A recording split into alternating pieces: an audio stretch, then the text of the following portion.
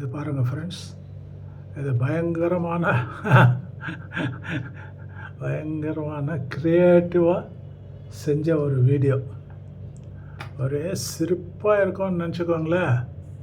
நினைக்க வேண்டாம், உண்மை தான். சிரிப்பாக இருக்கும். இந்த மாதிரி ஃபஸ்ட்டு டைம் தான் இந்த மாதிரி வீடியோவோட கான்செப்டு. இந்த பொண்ணுக்கு ஒரு ஃபோன் பண்ணி ஒரு ஃபங்க்ஷனுக்கு இன்வைட் பண்ணுறாங்க. அது இந்த பொண்ணு என்ன சொல்கிறதுன்னா, அவங்க ஏதோ இந்த பொண்ணு ஏதோ சொல்லியிருக்கு, நீங்கள் அப்போ அந்த ஃபங்க்ஷனுக்கு சொல்லலையான்னு சொல்லியிருக்கு. அவங்க ஏதோ காரணம் சொல்கிறாங்க. இந்த பொண்ணு சொல்கிறது அந்த காரணமெல்லாம் ஏற்றுக்க முடியாது,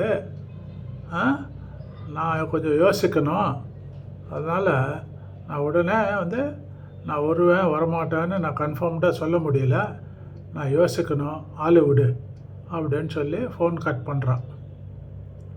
பக்கத்தில் குழந்தையும் புருஷனும் இருக்கான் இல்லையா, நீங்கள் ஸ்க்ரீனில் பார்க்குறங்க.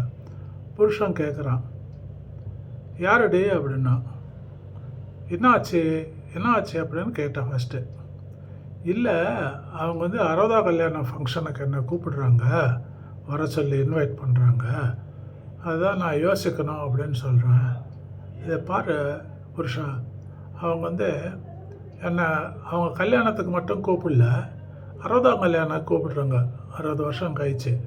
இது என்ன நியாயம்? அதனால் நான் போகிறதா இல்லை அப்படின்றோம்.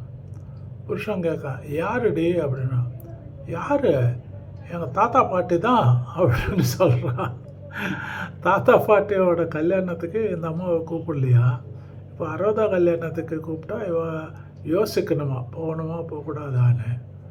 புருஷனுக்கு ஆத்திரத்தில் பக்கத்தில் இருக்கிற பில்லோ எடுத்து அந்த அம்மா தலையிலவே ஒரு மொத்தம் பாருங்கள். வீடியோ பார்க்குறீங்களா? பாருங்கள். இந்த காரணம் என்ன ஒத்துக்க முடியாது, நான் யோசிக்கணும். போன வைங்க. கல்யாணத்துக்கு கூப்பிடல, இப்போ 70 வாங்கடினா எப்படி வர்றது? என்னால முடியாது. எங்க தாத்தா பாட்டி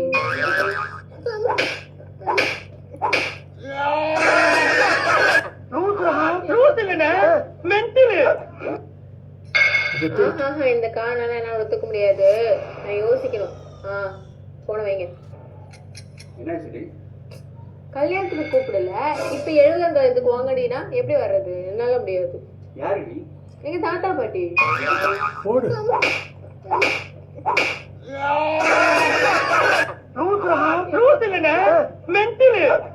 ப்ளீஸ்